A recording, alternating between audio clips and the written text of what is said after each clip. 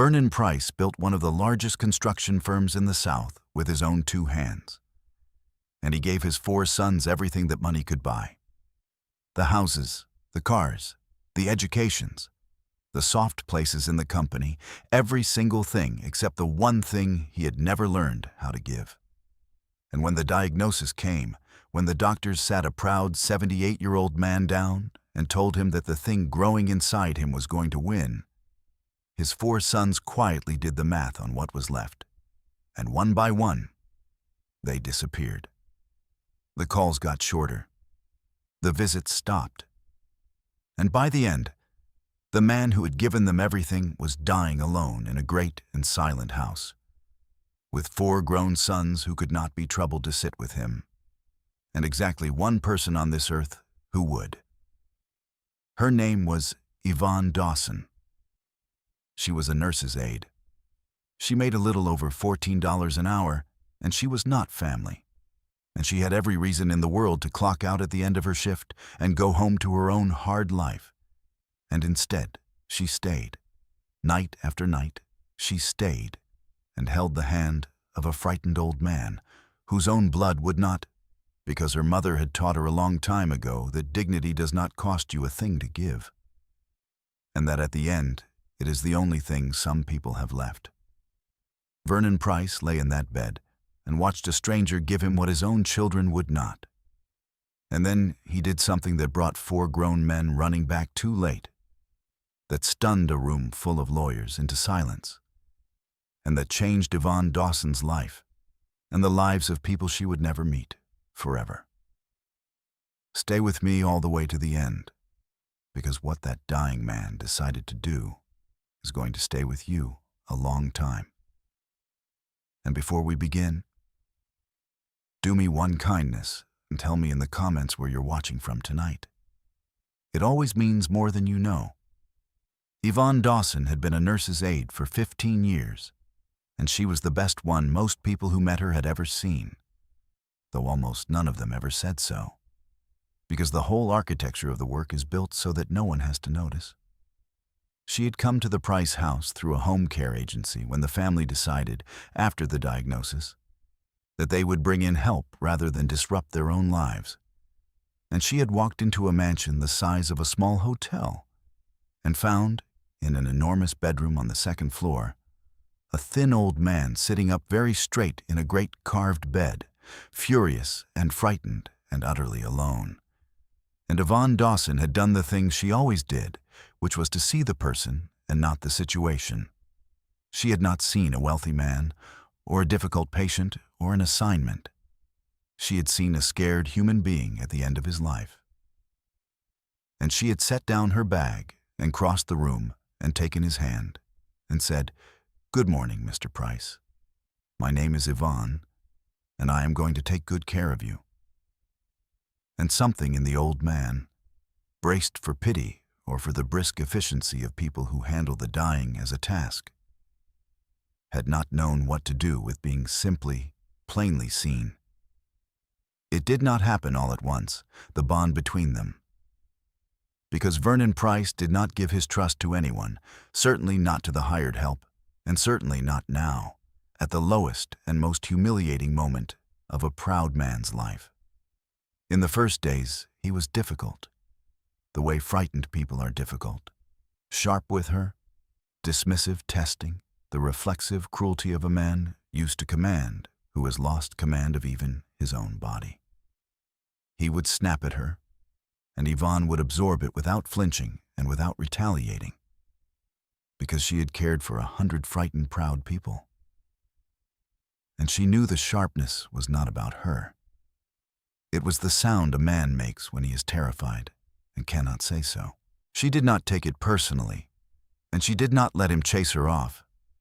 She just kept showing up, kept being kind, kept treating him with a steady, unhurried respect that did not depend on whether he was pleasant in return. And slowly, the way ice goes off a window, the sharpness wore away, because it is very hard to keep being cruel to someone who simply refuses to be anything but decent to you. The turning point, the small one before the large one, came over a bowl of soup. He had refused to eat for 2 days, partly from the illness and partly from the particular despair of a man who has decided that, since he is dying anyway, nothing, including eating, is worth the effort. And the agency had noted it, and the family had been informed by email, and nobody had done anything, because what is there to do? And Yvonne had not argued with him about it, had not lectured him about keeping his strength up. She had instead sat down beside the bed and asked him, conversationally, what his mother used to make him when he was a boy and sick. And Vernon Pryce, surprised into memory, had told her about a particular soup his mother made in the winters in rural Georgia, when there was almost nothing in the house. And Yvonne had listened, and the next day she had made it. That exact soup, from his description, on her own time, and set it in front of him without a word. And Vernon Pryce, 80 years and a fortune away from a barefoot boy in a cold Georgia farmhouse, had tasted his dead mother's soup made by a stranger who had paid attention, and he had eaten the whole bowl, and he had not been able to look at her while he did it.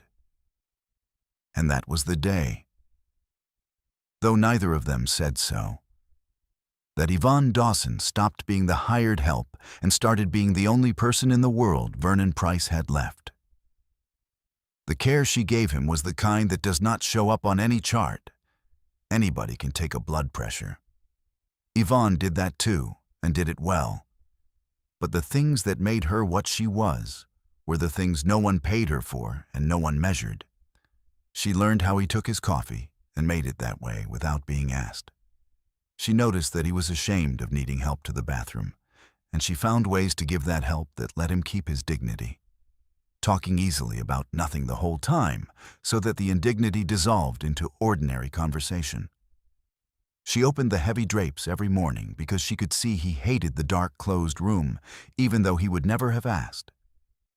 And she learned the names of the people in the photographs on his dresser, his late wife, Bernice, and the 4 boys when they were small and gap-toothed and climbing on him. And she asked about them, and listened, really listened, to a proud man who had not had anyone actually listen to him in longer than he could remember.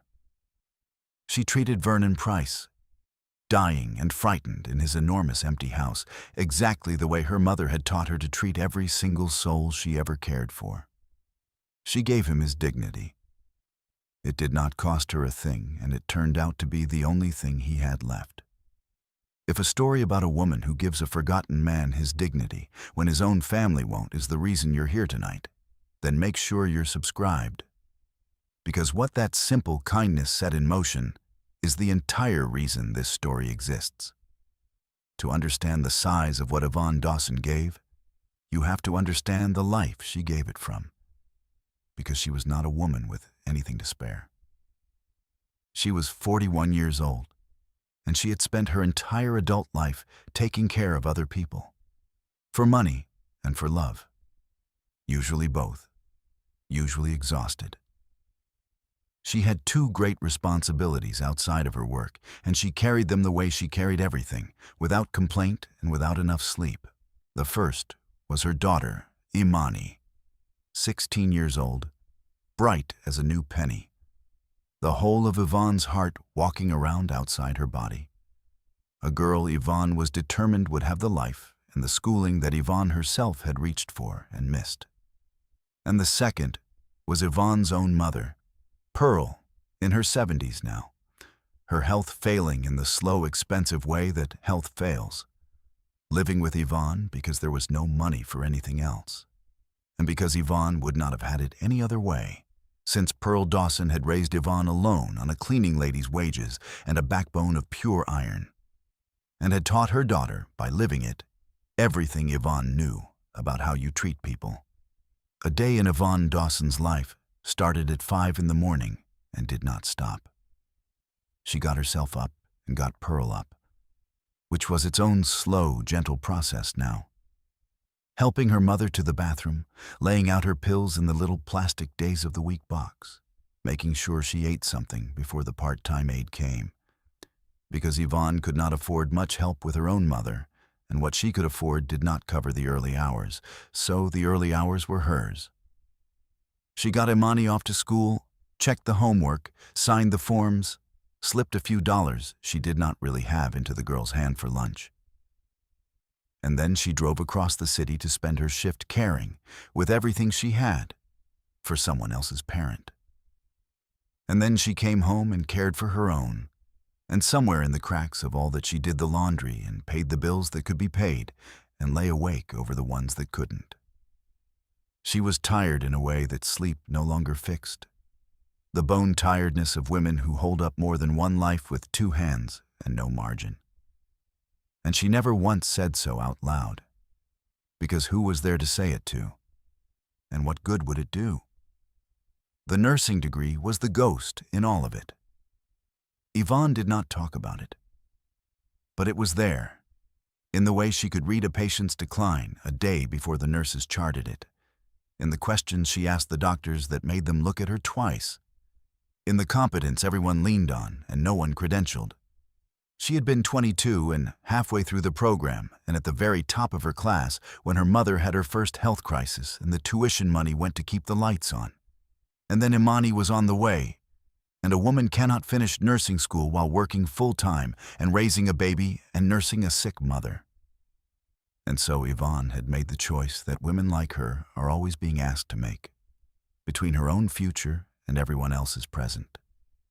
And she had chosen everyone else, the way she always did, and folded the dream up small and put it on a high shelf where she did not let herself look at it, because looking at it hurt.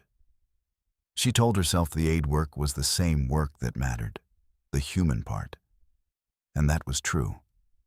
And she told herself she did not mind. And that was not. That was the woman who walked into Vernon Pryce's mansion.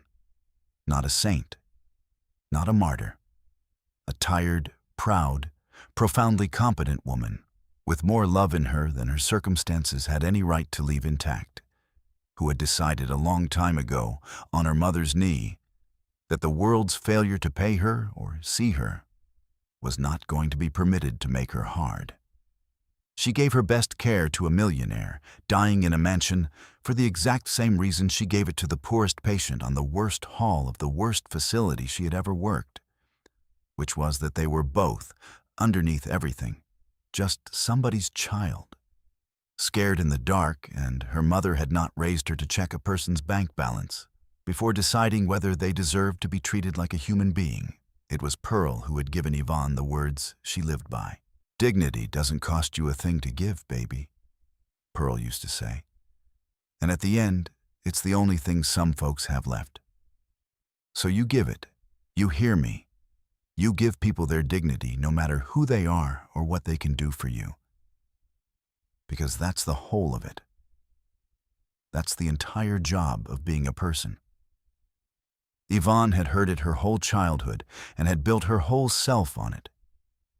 And it was the reason, the only reason, that a tired, underpaid woman with a sick mother and a teenage daughter and bills she could not always cover would sit past the end of her shift, unpaid, holding the hand of a man who could do nothing for her, because her mother had not raised her to give dignity only to the people who could pay for it. Here is the part that should make you angry, and I want you to sit in it for a minute, because the anger is part of the point. Yvonne Dawson, who treated Vernon Pryce like he was the most important man in the world, who showed up for a dying stranger with more love than his own children could manage, who had a gift for the most intimate and difficult kind of care a human being can give another, made a little over $14 an hour and had no benefits to speak of, and could be replaced on paper by the agency tomorrow. She had wanted once, a long time ago, to be a registered nurse. She had started the program, even 2 decades back, and she had been good at it, top of her class. And then life had done what life does to women like Yvonne. Her mother got sick the first time, and the money ran out, and there was a baby coming. And the dream of being a nurse got folded up small and put away on a high shelf where she did not let herself look at it, because looking at it hurt, and a woman with people depending on her does not have the luxury of looking at the high shelf. So she became an aide instead. And she told herself it was the same work, really, the part that mattered, the hands-on part, the human part, and that was true.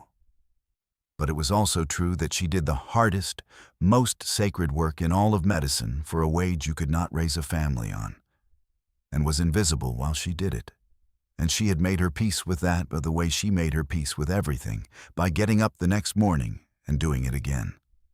Now I have to tell you about Vernon Pryce and about the 4 sons, because you cannot understand what he finally did without understanding what he had spent his whole life getting wrong. Vernon Pryce was a self-made man, and he had the particular hardness that self-made men sometimes have. The hardness of someone who clawed his way up from nothing and decided, somewhere in the clawing, that softness was a luxury for people who had never been hungry. He had been born poor in rural Georgia, and he had come to Atlanta with nothing and built, over 40 brutal years, Pryce Construction, a company that put up half the office parks and shopping centers in the metro region. And he had become wealthy beyond anything the barefoot boy he started as could have imagined. And he had married Bernice, who was warm where he was hard, and they had 4 sons, and Vernon had looked at those 4 boys and made himself a promise. The promise that so many men who grew up with nothing make, which was that his children would never want for anything. Not for one single day, the way he had wanted for everything. He kept that promise. That was the tragedy of it. He kept it perfectly. His sons never wanted for a thing. They had the big house and the private schools and the cars at 16 and the college tuition and the trips, and when they were grown, the soft executive positions in the company, whether they had earned them or not. Vernon gave them money the way other fathers give time, because money was what he had and what he understood. And he worked 80-hour weeks to provide it. And he told himself that the providing was the love. That a man who put all this on the table for his family was a good father by definition. And Bernice, who knew better, who tried for years to tell him that the boys needed him and not just his money, that he was raising 4 sons who knew how to receive and had never once been taught how to give, had finally stopped saying it. And then she had gotten sick herself and died, far too young. And after Bernice was gone, the last softness went out of that house, and Vernon buried himself deeper in the work, and the 4 boys, now men, drifted into the comfortable orbit of their father's money and stayed there, taking, because taking was the only language anyone in that family had ever taught them. Bernice had seen it coming for decades, and had spent those decades trying and failing to make Vernon understand. She had loved her husband, the whole of him, the drive and the pride and the wounded boy underneath who could not stop running from being poor. But she had watched with a growing private grief as he raised their 4 sons the way he was raising them. And she had told him, in 1,000 quiet conversations over 1,000 dinners the boys were too busy to attend, that the children did not need another car, they needed their father, that he was teaching them that the way you show love is by writing a check, that one day he was going to want from them the very thing he had never taught them how to give. Vernon had not listened. He had thought she was being sentimental, that a man who had pulled his family out of poverty by the sheer force of his back did not need parenting advice about feelings. He had loved Bernice, and he had dismissed her year after year, until she had finally, somewhere around the time the boys were grown, simply stopped saying it. Not because she had stopped believing it, but because she had grown tired of being unheard in her own marriage. And then Bernice had gotten sick. And the cruelest part, the part Vernon could not let himself look at for years afterward, was that her dying had been a rehearsal for his own, that he had been too blind to read. The boys had been around less than they should have been even then. Busy, important, sending things. And Bernice had died without the closeness she had spent her life trying to build. And Vernon, instead of learning the lesson her death was screaming at him, had done the thing he always did with pain, which was to bury it in work, to leave the great house even emptier, to become in his grief even more completely the man who equated love with provision. The family finished hollowing out, 4 grown sons and a hard, rich father orbiting a fortune with nothing in the center where the warmth should have been.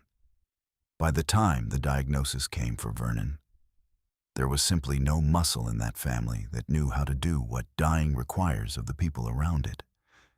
And the bill for 40 years of the wrong kind of love came due all at once, in an empty house, with a stranger the only one willing to pay it.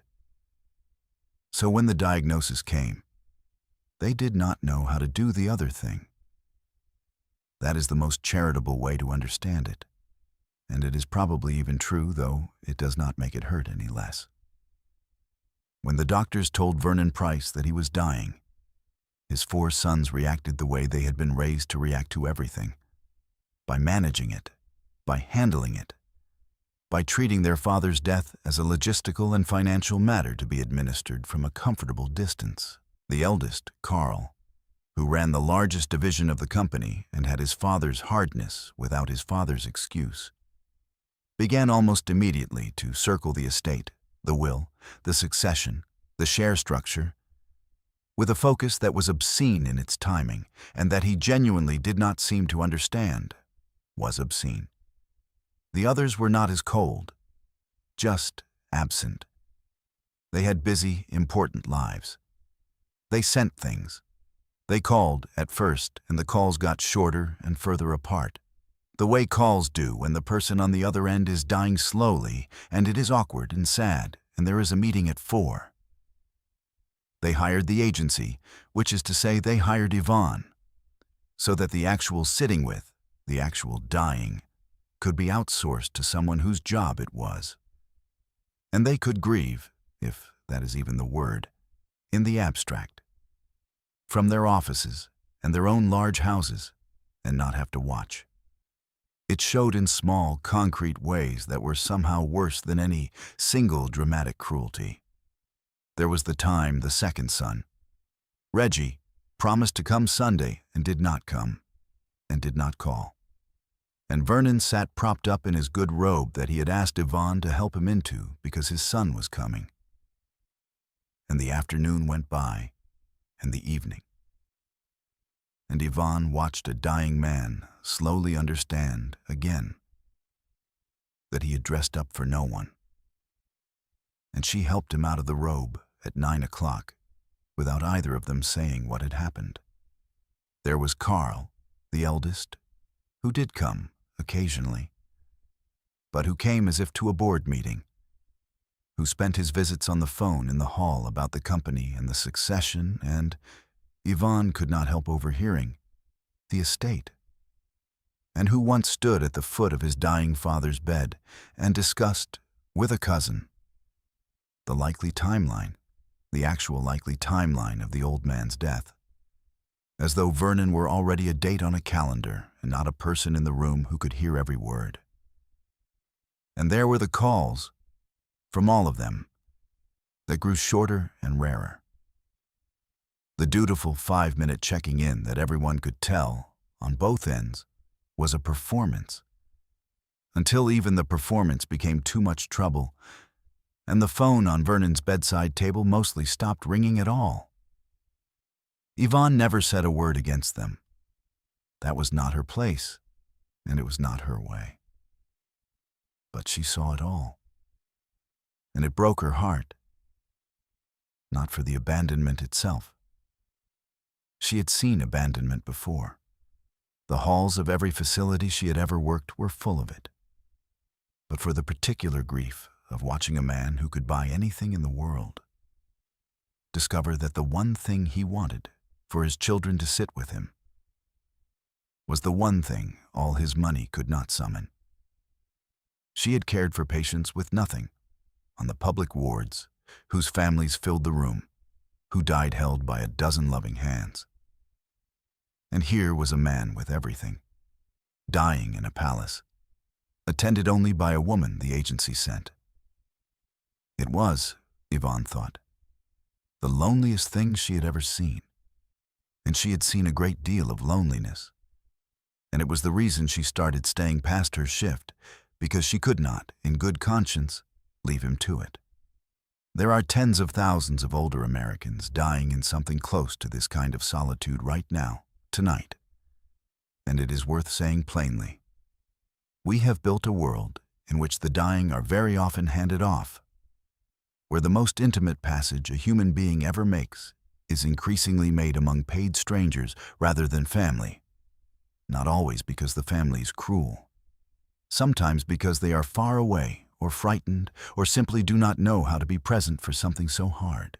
And the people who actually do the showing up, the direct care workers, the aides, the CNAs, the home health workers, are among the lowest paid and least respected workers in the entire economy, overwhelmingly women, disproportionately women of color, doing the holy and backbreaking work of bathing and turning and feeding and comforting the people the rest of us cannot or will not, for wages that keep them one car repair from disaster. They form deep bonds with the people they care for, bonds the families often never see. And then the person dies, and they grieve, really grieve, and they go to the next assignment, and no one thinks to ask if they are all right. Yvonne Dawson was one of those workers. Vernon Pryce, who had spent his whole life among the powerful, was about to learn that the most important person in his world had been invisible to people like him his entire life. The thing that changed everything happened on a bad night, about 6 weeks in. And Yvonne did not know, would never have guessed, that he was awake. The nights were getting harder. The illness was advancing, and with it came the long, terrible hours of the early morning when the body is at its lowest and the mind is at its most afraid. And Vernon, who would have died before admitting fear to his sons or his doctors, had begun, in the small hours, to be simply, nakedly frightened, the way we all are underneath, when it is dark and late and the thing is coming and there is no one to perform strength for. Yvonne was not even supposed to be there those nights. The overnight care was a different shift, a rotation of agency workers. But Yvonne had started staying, off the clock, unpaid, because she had seen how the nights frightened him, and she could not make herself leave him to face them with a stranger watching the clock. She told her mother she was picking up shifts. She was not. She was sitting in the dark with a dying man for free, because she could not stand the thought of him being alone and afraid. And she was losing sleep she could not afford to lose. And she did it anyway. She paid for those nights. Of course she did. She would get home at 1 or 2 in the morning and be up at 5 with her mother, running on the kind of no sleep that frays a person at the edges. And her own family started to notice, Imani asking why she looked so tired. Pearl, sharp even in her decline, fixing her daughter with a look and saying, "You're not picking up shifts, are you? You're sitting with that man for free." Yvonne had not answered, which was its own answer. And Pearl had looked at her a long moment and then said, "That's my girl?" and reached up and patted her cheek because Pearl Dawson had spent her own life giving more than she could afford to people who could not pay her back. And she recognized her own raising looking back at her out of her daughter's tired face.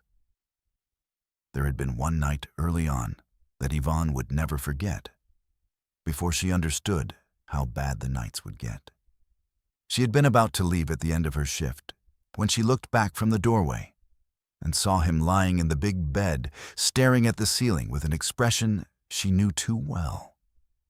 the wide-awake dread of a person afraid to be left alone with the dark and too proud to ask anyone to stay. She had not been able to walk out that door.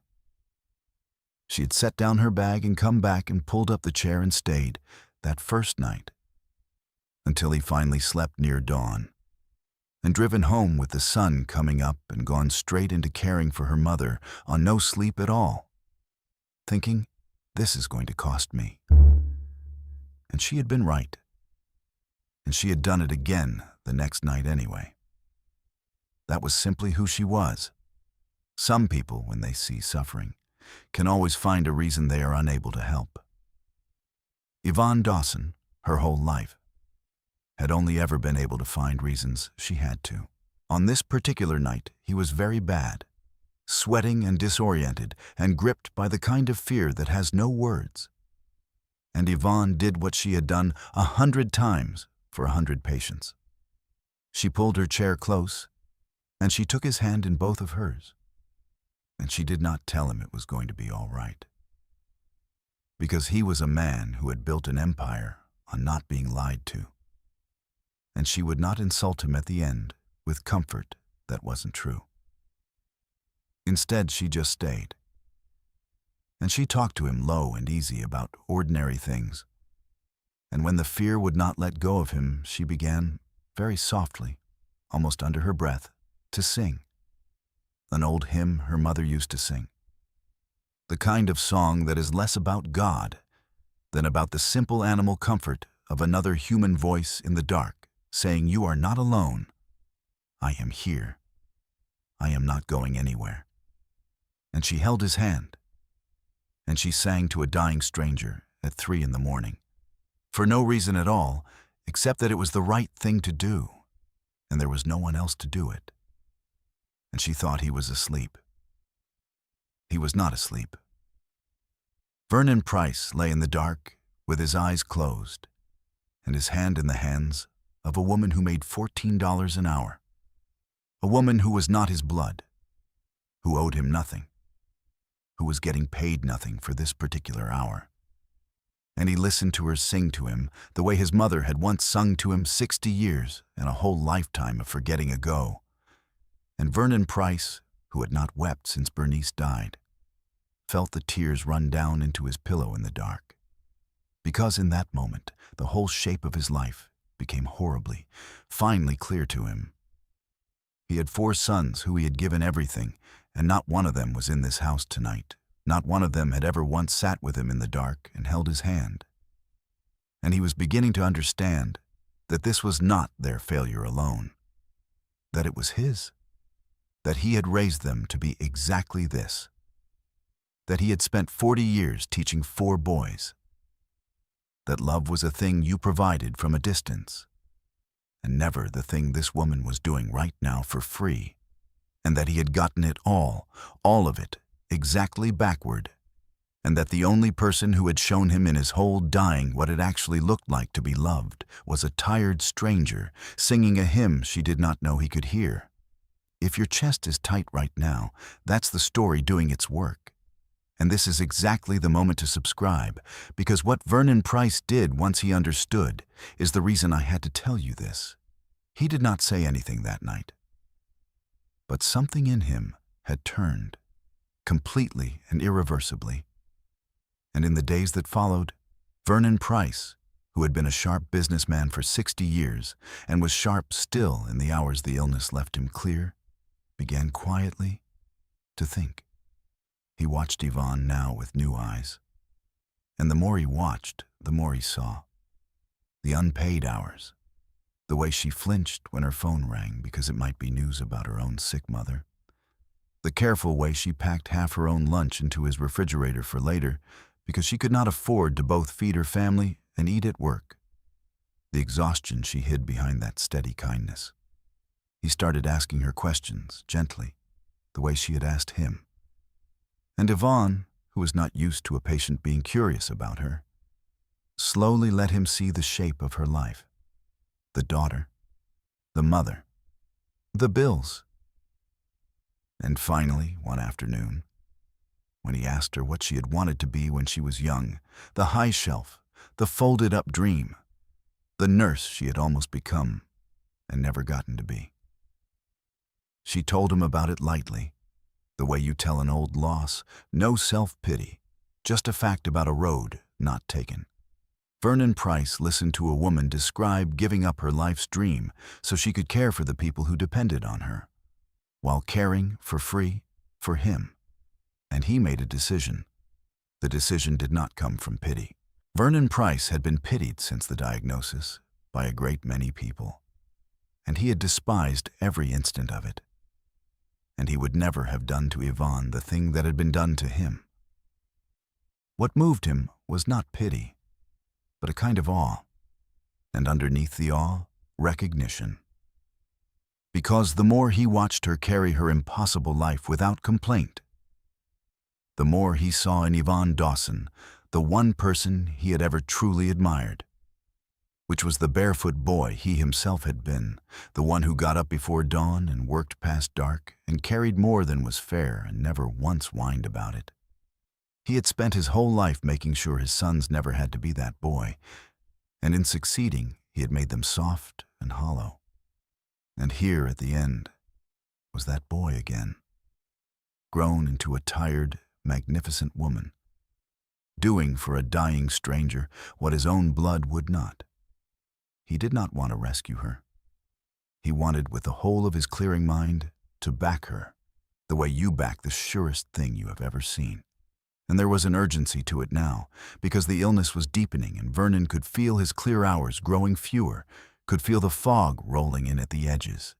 And he knew, with a businessman's cold clarity about timelines, that whatever he was going to do, he had to do while his mind was still unassailably his own, before the disease could hand his sons the one weapon that could undo it, the claim that the old man had not known what he was doing. He had perhaps a few good weeks left. He did not intend to waste a single one. He called Ruth Okafor, his estate attorney of 30 years, and he told her to come to the house and to bring everything, and to clear her schedule because they were going to do some work, what Vernon Pryce did over the next several weeks, in careful, documented, ironclad detail, with Ruth Okafor making certain at every step that his mind was sound and his wishes were clear and recorded and unassailable, was to completely rewrite the end of his own story.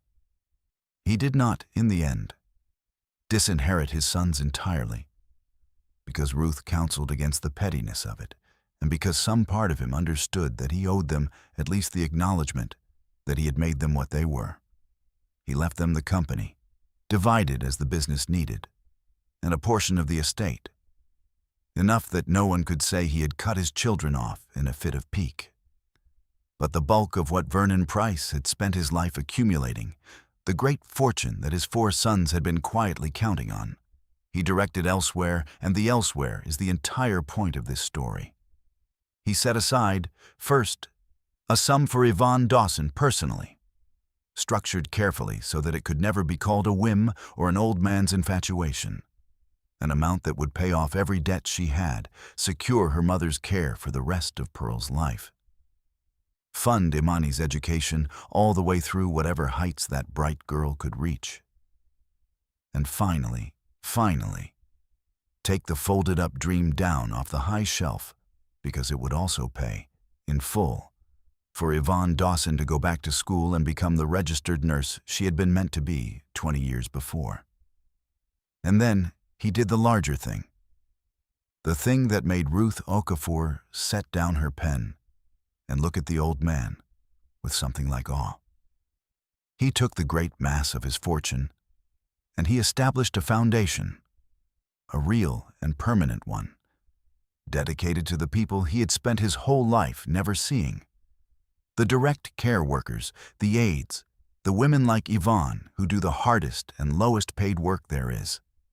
The foundation would fund their education, supplement their poverty wages, advocate for their dignity and their pay, and care for them when they got sick the way they spent their lives caring for everyone else.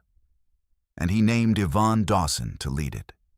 When he told her, she said no. Of course she said no. You knew she would. because you know her now.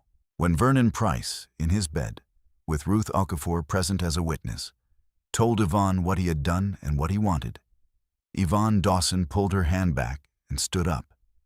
And she was, for the first time in all those weeks, almost angry.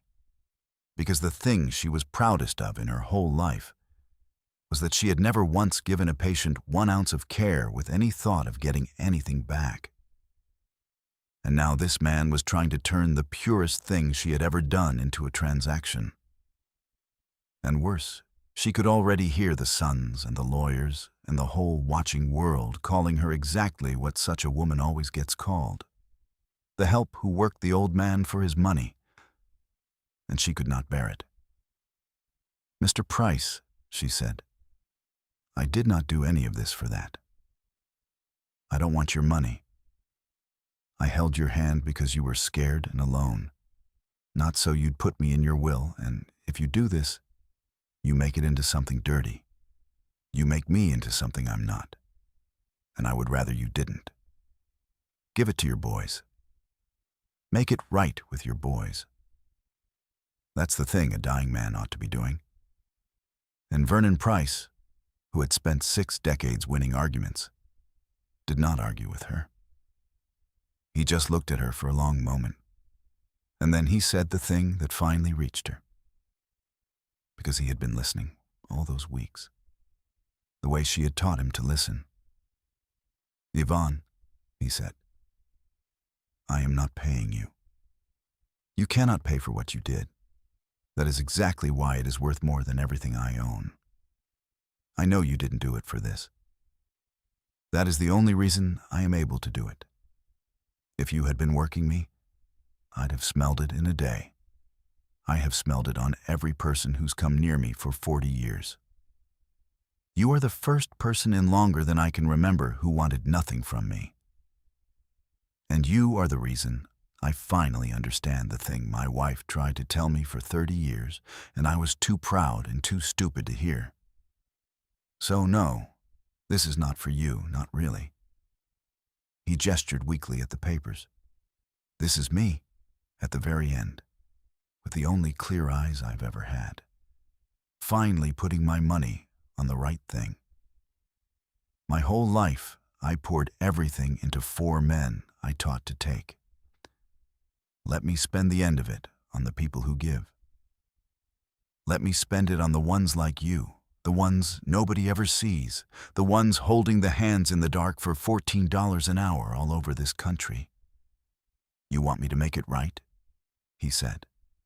"This is me making it right, not with my boys. I made them what they are, and that's a longer reckoning. With you," he said, "with all of you. Let an old fool who got it wrong his whole life get one thing right before he goes." And Yvonne Dawson sat back down and took the old man's hand again and wept, because she had spent her whole life being invisible while she did the most important work there is, and a dying man had finally, fully seen her, and through her, all of them. And in the days after, something happened that mattered as much as the gift itself, though no court would ever record it. Yvonne, having accepted that the old man would not be talked out of providing for her, turned her formidable practical mind to the larger sum, the foundation. And she did not sit back and let it be done to her.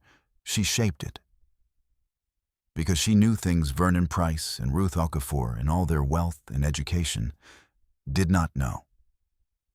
She knew what it was actually like out there, on the wards and in the homes, for the women doing the work. She told Vernon that money handed down from on high to fix poverty wages would evaporate if it was not aimed exactly right. And she told him precisely where to aim it, at tuition, yes, but also at the gap months when a working woman cannot afford to cut her hours to study, at childcare, at the small emergencies that derail a striving life, a car repair, a sick parent, the exact things that had derailed her own. She insisted it would not be a charity that made its recipients grovel, but a hand from one worker to another, run by people who had done the work. Vernon Pryce listened to her redesign his grand gesture into something that would actually function. And he laughed, a real laugh, near the end of his life. And told Ruth, "You see, this is exactly why it has to be her.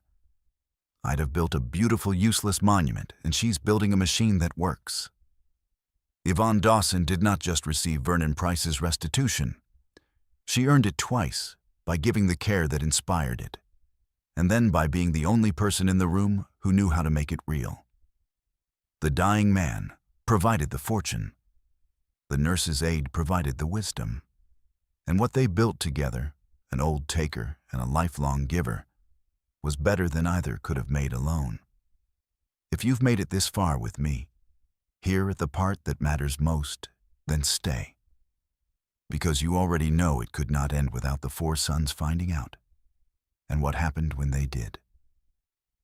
Vernon Pryce died 11 days later, in the early morning, in his great carved bed. And he did not die alone, and he did not die afraid. Yvonne Dawson was in the chair beside him where she had been every night, holding his hand.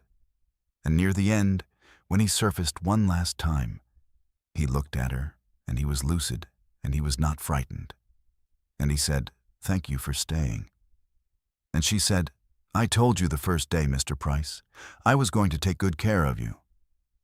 And he smiled, this hard old man. And he said, "You were the best thing money never bought." And those were very nearly the last words of Vernon Pryce, who had spent his whole life believing money bought everything, and learned, at the very end, from a nurse's aide, the one thing it never could. And then he slept. And a little while later, with the sun just beginning to come up over the city he had helped build, and her hand still in his, he was gone. The four sons came running, of course, once it was over and the will was read. Came running back to the house they had not been able to visit while their father was alive in it.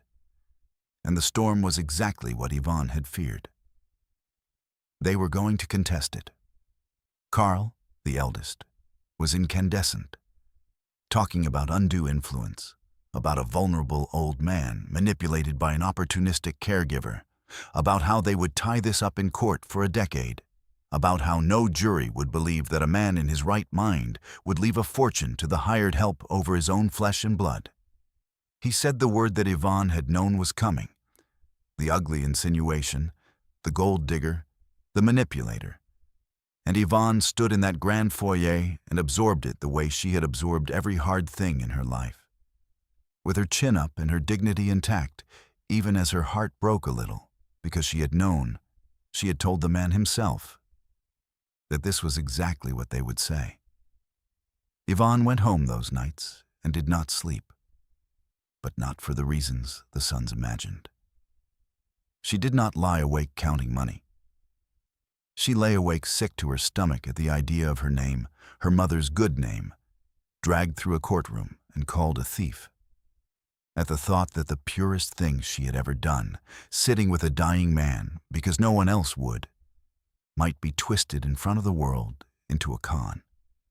She told her mother she was thinking of refusing the whole thing, of walking away from all of it, the money and the foundation both, just to make the ugliness stop, just to keep her name clean. And Pearl Dawson, frail in her chair, had looked at her daughter and said the thing that settled it. "Baby," she said, "you didn't take anything. That man gave it, with his whole right mind, because you showed him something his own children couldn't. You walk away now. You're not protecting your name. You're letting them write it for you. You let small people make you small. That is not how I raised you. You hold your head up and you let the truth do the talking, because the truth is on your side, and the truth is the one thing those boys can't buy." And then Pearl had added, "Quieter. And besides, think of all those other girls that money could lift, the ones coming up behind you. You'd let your pride rob them too." And that, more than anything, straightened Yvonne's spine. because she could bear being called a name herself. She had been called worse. But she could not bear the thought of the women coming up behind her going without because she had been too proud to stand in an ugly storm. So she stayed. She held her head up, and she let the truth do the talking. And it turned out Vernon Pryce had left the truth very well armed. But Vernon Pryce had been a sharp businessman to the very end, and he had not built an empire by leaving his flank exposed. He had known his sons. He had known precisely what they would do, and he and Ruth Okafor had built the thing to withstand it. There was the meticulous documentation of his sound mind at every stage. There was the testimony, it turned out, of every nurse and aide and doctor who had rotated through that house over those months.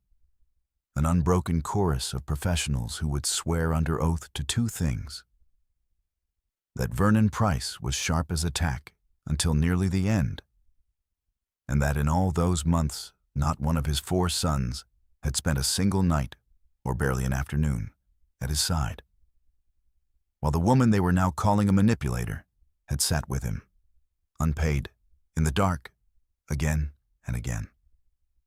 And there was, most devastatingly, a letter and a video that Vernon had made with Ruth, in which the old man, clear-eyed and plainly himself, looked into the camera and explained, in his own hard, plain words, exactly why he had done what he had done, and said to his sons directly the truth that no court filing could ever soften, that they had abandoned him, that he understood why, that he had made them that way, and that the woman he was providing for had given him in 6 weeks what they had not managed to give him in 50 years, and that he was, with his last clear act, choosing to honor the giving over the taking, and that if they had a problem with that, they were welcome to take it up with him when their own time came.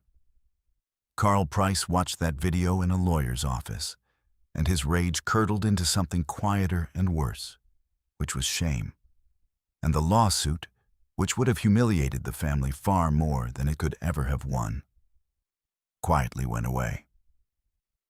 There is one more thing about the sons, and I include it because the truest stories are not as simple as we want them to be.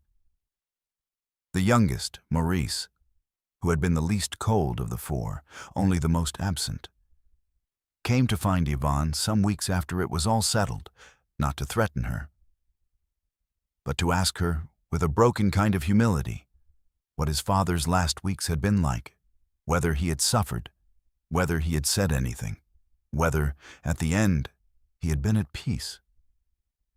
And Yvonne Dawson, who could have turned that man away with everything she had every right to feel, instead sat down with Maurice Pryce and told him, gently and truthfully, about his father's last weeks, about the coffee and the open drapes and the hymn in the dark and the thank you for staying.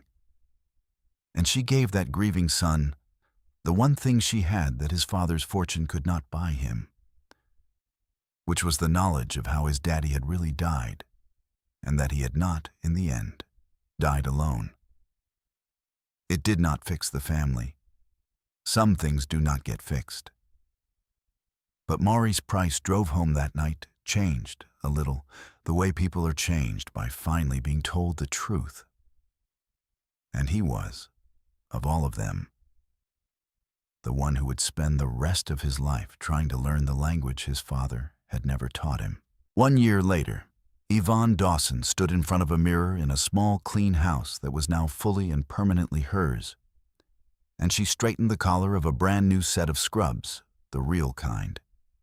Because Yvonne Dawson was a nursing student now, top of her class again at 42, the way she had been at 22, on her way at last to the RN license that life had folded up and put on a high shelf 2 decades before. Her mother, Pearl, was cared for now, comfortably, her every need met, and got to watch her daughter chase the dreams she had given up to keep the family afloat. And Pearl, who had taught Yvonne everything she knew about dignity, told anyone who would listen that she had always known her girl was meant for something. She had just had to wait for the world to catch up. And Imani, 16 and brilliant, no longer had a future bounded by what her mother could scrape together, but one as wide as her own considerable gifts could carry her. And she had decided, watching her mother, that she too was going to go into medicine because some inheritances are better than money. And the example of a woman who gave dignity to the dying for free was the richest thing a girl could be left. And the foundation. The Vernon and Bernice Pryce Foundation. Yvonne had insisted on the wife's name too. For the woman who had tried to tell that hard man the truth for 30 years and deserved to be part of finally getting it right, was real and funded and working. And Yvonne Dawson ran it, not from a distance, never from a distance, but down in it, the way she did everything. It funded aides through nursing school the way she was being funded. It topped up the wages of direct care workers so that the holiest work in medicine did not have to be done in poverty.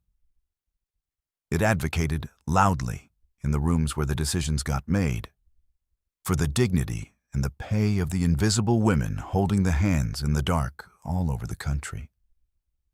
And when those rooms full of comfortable people wanted to turn the workers back into a line item, Yvonne Dawson, who had been a line item her whole life, stood up and made them say the workers' names. Vernon Pryce had spent 40 years and a fortune teaching 4 sons how to take. He spent the last clear act of his life and the larger fortune teaching a country how to see the people who give. And the woman who had given him his dignity for free, the only thing money never bought him, spent the rest of her life making sure that giving got, at last, the honor it was owed. And the work was real, not a plaque on a wall. In its first 2 years, the Pryce Foundation put more than 100 aides and home health workers through nursing school. Women exactly like Yvonne had been, gifted and stuck.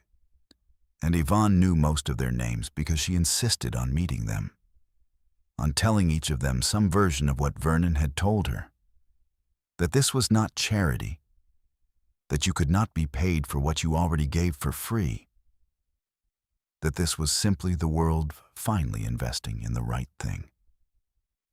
There was a woman named Doreen, the first one funded, a home aide of 20 years who had given up her own schooling to raise her sister's children, who wept in Yvonne's office the way Yvonne had wept in Vernon's, and who was, 18 months later, a licensed nurse with a wage that changed her family's life, and who said to Yvonne, "I don't know how to thank you." And Yvonne said what had been said to her in spirit, "Don't thank me, go be great, and send the elevator back down." That became the Foundation's unofficial motto. The thing Yvonne said to every woman it lifted, send the elevator back down. And they did. More of them every year. A quiet army of the formerly invisible becoming nurses and leaders and advocates. Until the thing Vernon Pryce started in a deathbed act of clarity had grown into something that was changing, person by person, the way a country treated the people who care for its dying. Vernon would have liked that it was efficient. Bernice would have liked that it was love. It was, Yvonne thought, finally both, which was maybe what that hard, good man had been reaching for his whole life and only found at the very end.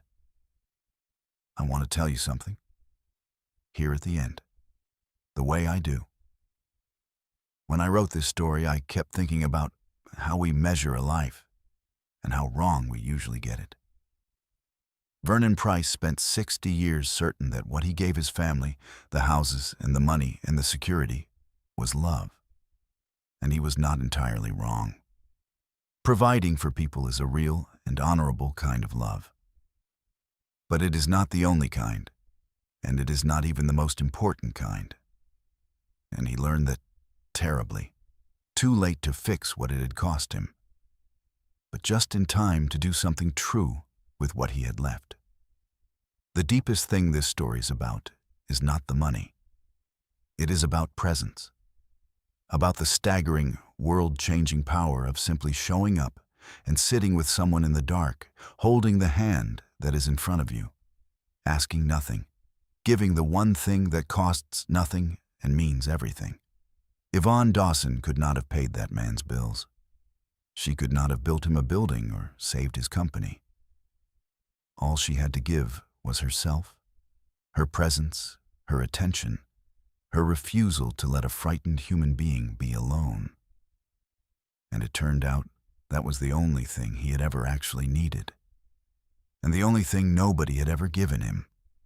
And it changed everything for her and for thousands of people she will never meet. You probably cannot fix the big things either, but you can do the thing Yvonne did.